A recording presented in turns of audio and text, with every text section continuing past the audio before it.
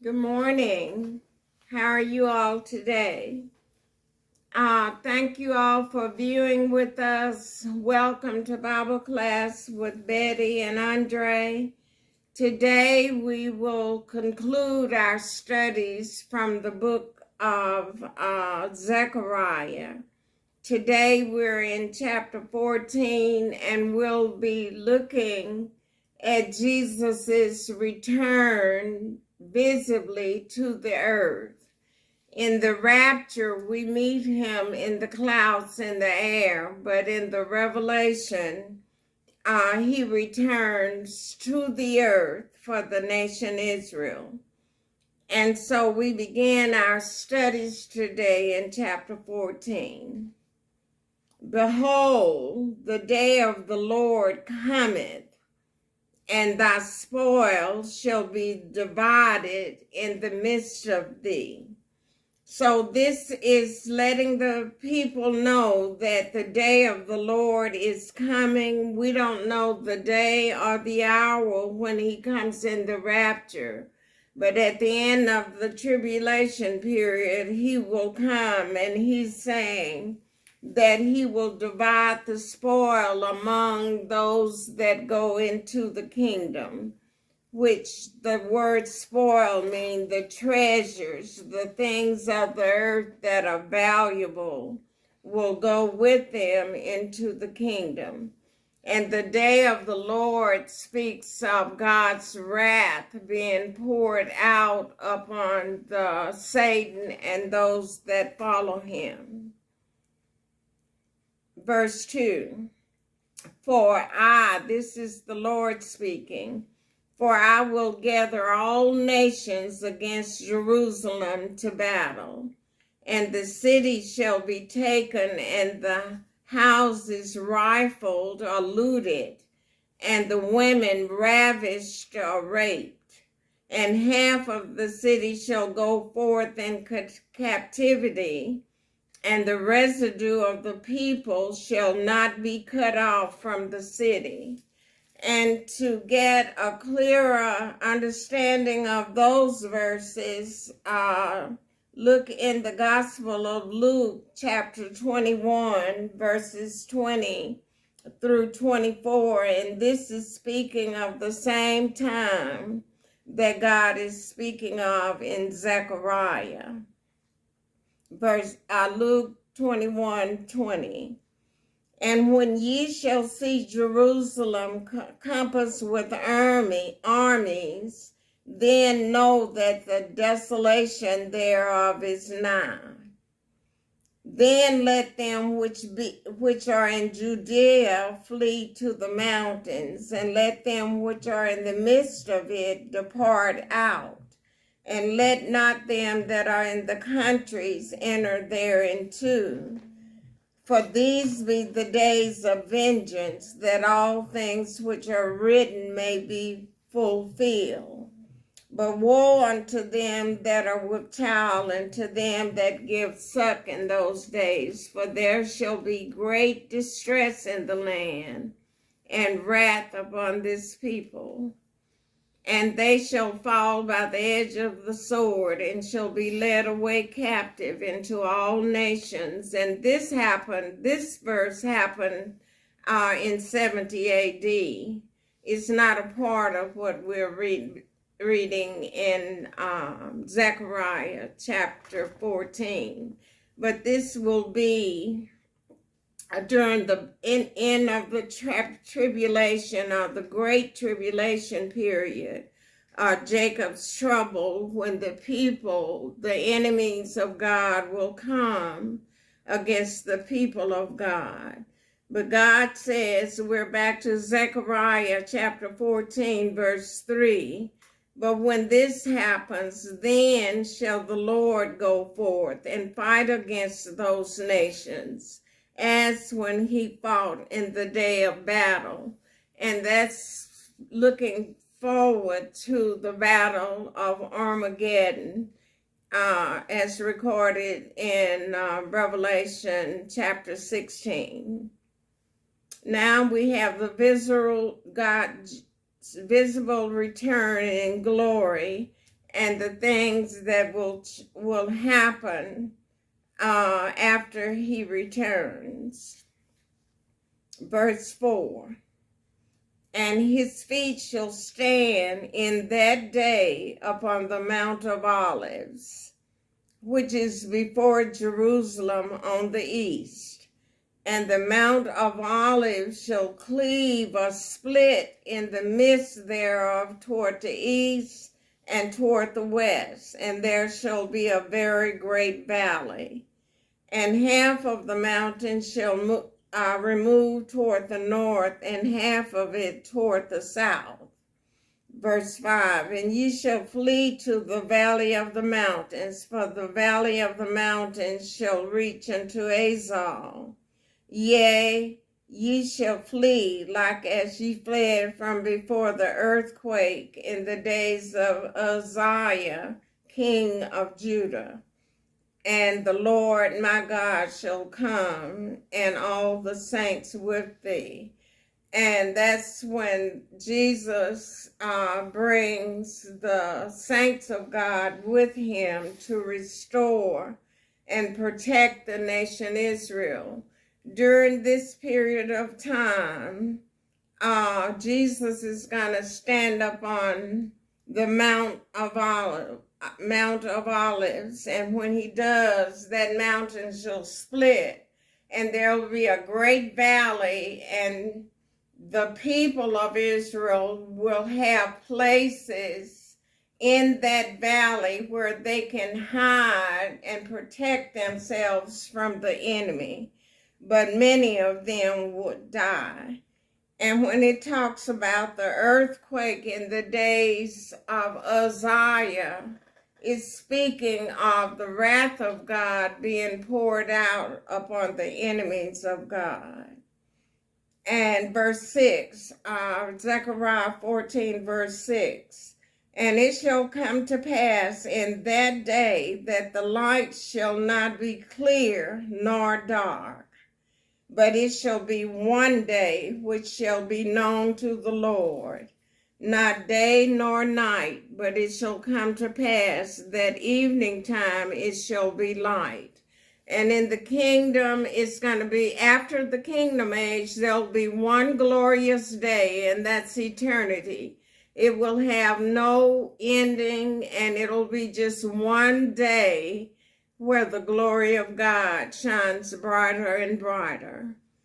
And then in the kingdom, during this time, we read in verse 8, and it shall be in that day, it keeps talking about that day because of it's the day of the Lord. And it shall be in that day that living waters shall go out from Jerusalem, half of them toward the former sea, and half of them toward the hinder sea. In summer and in winter shall it be. And this water flowing out from Jerusalem will be flowing out from the temple of God, as recorded in Ezekiel chapter 47. And the former sea speaks of toward the east, and the hinder sea is toward the west. And then the kingdom is going to be set up upon the earth. The kingdom where Christ rules as king over the entire earth and universe. And the Lord we're in verse 9, and the Lord shall be king over all the earth. In that day shall there be one Lord, and his name one. He is Lord of lords here and King of kings.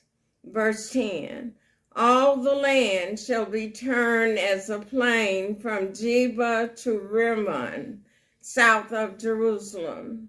And it shall be lifted up and inhabited, and it shall be lifted up and inhabited in her place from Benjamin's gate unto the place of the first gate, unto the corner gate, and from the tower of Hananeel unto the king's windpresses. And that's just talking about the earth as it will be inhabited during the kingdom age. These places named, it's just talking about how the new earth is going to come forth, because God is going to make everything new.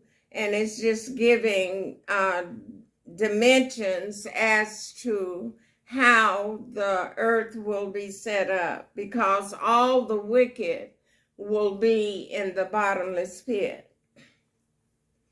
Verse 11, and men shall dwell in it, in the earth, and there shall be no more utter destruction, but Jerusalem shall be safely inhabited. And Jerusalem will be the center point of all the earth, and there will be no more destruction or no more chaos and corruption in the earth. Verse 12. And this shall be the plague wherewith the people will smite all the people that have fought against Jerusalem. This is going to happen to them. Their flesh shall consume away while they stand upon their feet, and their eyes shall consume away in their holes or in their sockets, and their tongue shall consume away in their mouth. And this is what's going to happen to the followers of Satan. And when it talks about the tongue being consumed, it means their tongue will just melt while even still in their mouths. Verse 13, and it shall come to pass in that day that a great tumult from the Lord shall be among them, and they shall lay hold every one on the hand of his neighbor, and his hand shall rise up against the hand of his neighbor. Everyone will be blaming each other for their eternal torment. Instead of accusing the devil, they'll be accusing each other for the reason they end up in this place of torment. Verse 14, and Judah also shall fight at Jerusalem, and the wealth of all the heathen of the nations round about shall be gathered together, gold and silver and apparel in great abundance. Verse 15, and so shall be the plague of the horse, of the mule, of the camel, and of the ass, and of all the beasts that shall be in these tents as this plague. And this is where the animal kingdom will no longer be wild or vicious. The wolf will lay down with the lamb, and children can play on dens of snakes and not be hurt. And the serpent's meat shall be the dust of the earth in the lake of fire and brimstone. But verse 15 is saying the curse that animals received after sin entered the world will be eliminated. And you can read about this in Romans 8, verses 18 through about 24, 25. Verse 16, and it shall come to pass that everyone that is left of all the nations which came against Jerusalem shall even go up from year to year to worship the King, the Lord of hosts, and to keep the Feast of Tabernacles. The Feast of Tabernacles is the ingathering and the regathering of the nation Israel from all over the world into the kingdom. And those that are left will be those who will receive the message of 144,000 witnesses in Revelation chapter 7, and they will be nations called sheep nations, going into the kingdom age. Verse 17, and it shall be that whoso will not come up of all the families of the earth unto Jerusalem to worship the King, the Lord of hosts, even upon them shall be no rain. Verse 18, and if the family of Egypt go not up and come not, that have no rain, there shall be the plague, wherewith the Lord will smite the heathen that come not up to keep the feast of tabernacles. Verse 19, this shall be the punishment of Egypt, and the punishment of all nations that come not up to keep the feast of tabernacles. In other words, their destiny is the lake of fire and brimstone. Verse 20, in that day shall there be upon the bells or bridles of the horses holiness unto the Lord. And the pots of the Lord's house shall be like the bowls before the altar, that is the pouring forth of the Holy Spirit. Verse 21, yea, every pot in Jerusalem and in Judah shall be holiness unto the Lord of hosts. And all they that sacrifice shall come and take of them and seethe therein. And in that day there shall be no more the Canaanite in the house of the Lord of hosts. In other words, there will be no unbelievers, no people who have rejected the redemptive work of Christ. None of them will be in the kingdom, and everything will be left in the earth will be to praise and to worship the Lord. It'll be a glorious time of great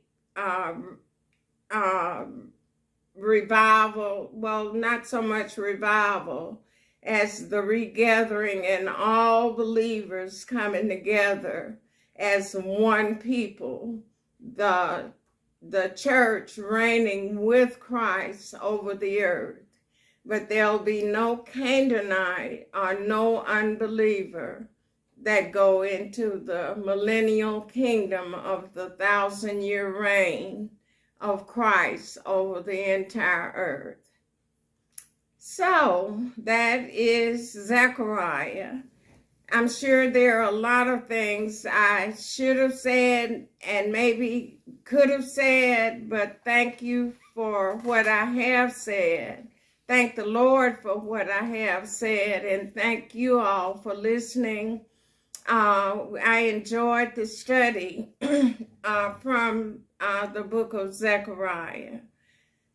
And so next week we will be entering into the gospel according to Mark. What I'm going to do in the next few lessons, an indefinite period of time, is do the 4 gospels. I'm already doing Matthew. Then next week in this session, we'll do Mark. And when we're finished with those, we'll do Luke and John. So we'll be doing the gospels in the next several lessons. So thank you all for listening, and have a great day and a great week. Bye.